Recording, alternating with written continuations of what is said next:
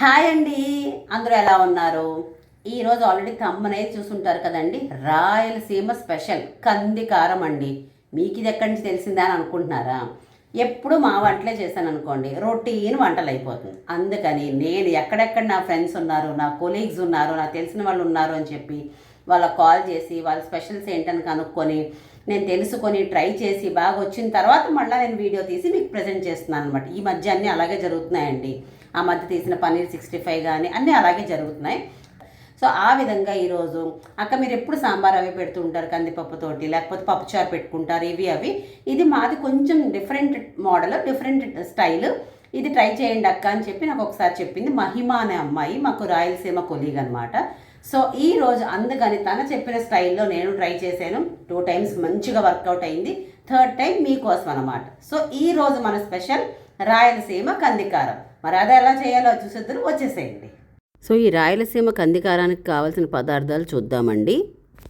కందిపప్పు, తగినంత ఉప్పు, ఇంగువ, ఆవాలు, జీలకర్ర, ధనియాలు, పసుపు, మినప్పప్పు, శనగపప్పు, పోపుకి ఆయిల్, దేశవాళీ టమాటాలు మంచిగా పుల్లగా దేశవాళీ ఉండాలండి, హైబ్రిడ్ పనికిరాదు, దండిగా పచ్చిమిరపకాయ, ఎండుమిరపకాయ, ఉల్లిపాయలు, కొత్తిమీర, కరివేపాకు. ఇంతేనండి ఇంగ్రీడియంట్స్.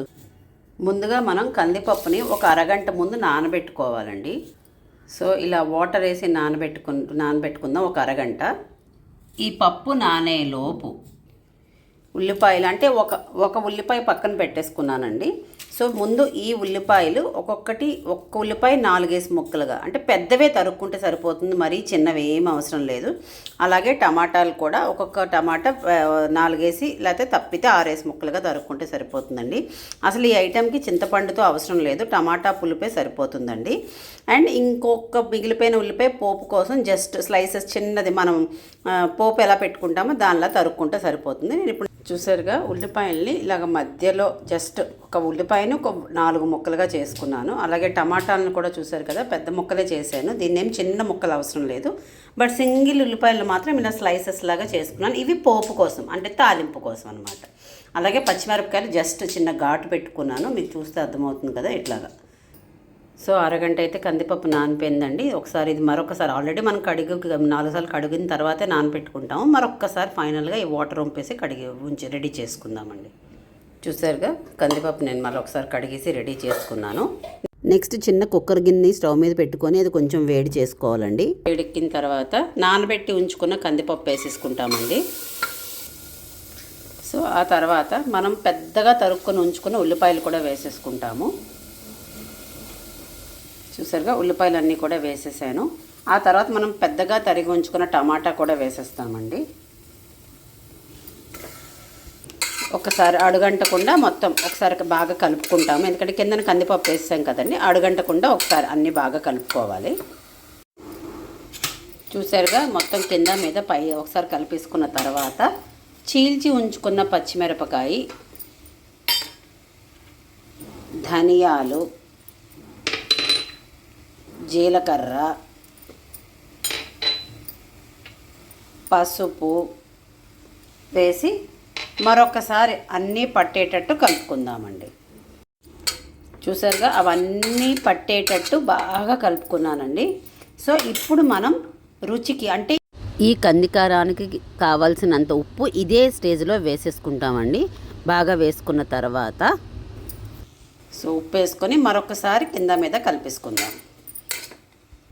చూసారు కదా ఉప్పు కూడా శుభ్రంగా అంతటికే పట్టేటట్టు కలుపుకున్న తర్వాత 1/2 లీటర్ వాటర్, అంటే మనకి పప్పు గంటి జారు బాగా లేకపోతే కొంచెం ముద్దగానా అన్నది ఆలోచించుకొని, గంటి జారుగా కావాలంటే కొంచెం ఎక్కువ వాటర్ వేసుకోండి, కొంచెం ముద్ద కాదు కొంచెం పలచనా కాదు అనుకున్న వాళ్ళు 1/2 లీటర్ వాటర్ వేస్తే సరిపోతుందండి. సో 1/2 లీటర్ వాటర్ వేసుకుందాం. సో వాటర్ వేసుకొని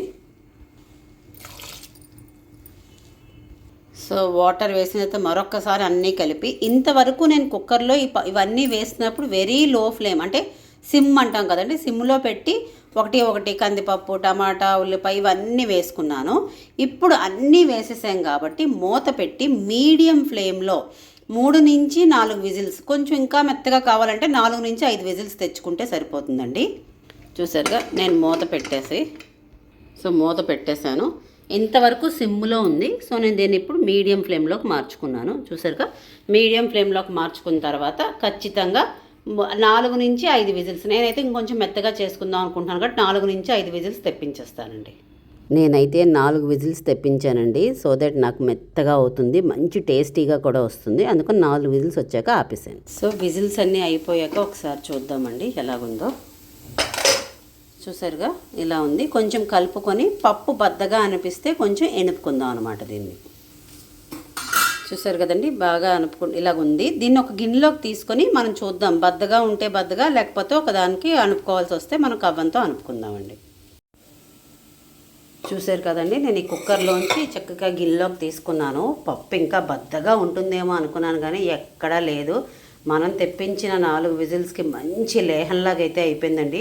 ఆల్రెడీ ఆవిర్లు కక్కుతూ మంచి స్మెల్ అయితే వస్తుంది. ఇప్పుడు దీనికి మనం పోపు పెట్టేసుకుందాం. స్టవ్ మీద మూకుడు పెట్టుకొని పోపు కోసం కొంచెం ఆయిల్ వేసి అది వేడెక్కే లోపల చూసారు కదండి, ఓ పక్కన మాకు ఆలూ ఫ్రై అయిపోతున్నది, ఓ పక్కన రైస్ పెట్టేసాము. మంచి మంచి వెరైటీస్. ఆలూ ఫ్రైకి ఈ కాంబినేషన్ అయితే సూపర్ అండి. సో చూసారు కదా, ఇది వేడెక్కిపోయిందండి. సో ఆయిల్ వేడెక్కగానే శనగపప్పు, మినగపప్పు, కొంచెం ఆవాలు వేసి చిటపట్లాడేదాకా, అంటే అన్నీ చక్కగా వేగేదాకా కలుపుకోవాలి. సో అది కొంచెం వేగంగానే ఎండుమిరపకాయలు, కరివేపాకు వేసి మరొకసారి వేయించుకుందామండి. సో దీనికి దండిగా ఇంగువ అయితే పడుతుందండి. మంచి గుమగుమలాడుతుంది. ఆల్రెడీ ఉల్లిపాయల ఘాటుతోటి ఆ పప్పు ఉడికింది, ఇంక ఈ ఇంగువతోటి పోపు పెడితే సూపర్గా ఉంటుందండి. సో ఒకసారి మళ్ళీ అంతా వేసేసుకుందాము. సో ఇంగువ వేసి బాగా కలిపిన తర్వాత మనం చూసారా స్లైసెస్గా తరుక్కున్న ఉల్లిపాయలు కూడా వేసుకుంటామండి పోపుకి. ఇది వేసుకొని కొంచెం ఇవన్నీ కలిపి గోల్డెన్ బ్రౌనిష్ కలర్ వచ్చే వరకు ఒక్కసారి వేయించుకోవాలండి. సో చూసారు కదండి, ఉల్లిపాయలు కూడా బాగా వేగిపోయి ఇంకా లాస్ట్ మనకి కొత్తిమీర అది వేసి మరొక్కసారి బాగా ఆ పచ్చివాసన పోయే వరకు కొంచెం వేయించుకోవాలండి. చూసారు కదండి, కొత్తిమీర కూడా కొంచెం బాగా వేగిపోయింది. సో నేను ఇప్పుడు ఇంకా స్టవ్ ఆఫ్ చేసేసుకుంటున్నాను. సో ఈ ఆఫ్ చేసుకున్న ఈ పోపుని మనం ఈ పప్పులోకి వేసేసుకుందామండి.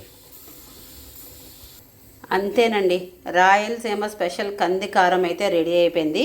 మనం పోపులన్నీ వేసుకున్నాం కాబట్టి ఆల్రెడీ మూత పెట్టేసుకుందాము. సో దట్ పోపు అంతా దీనికి పట్టేస్తుంది.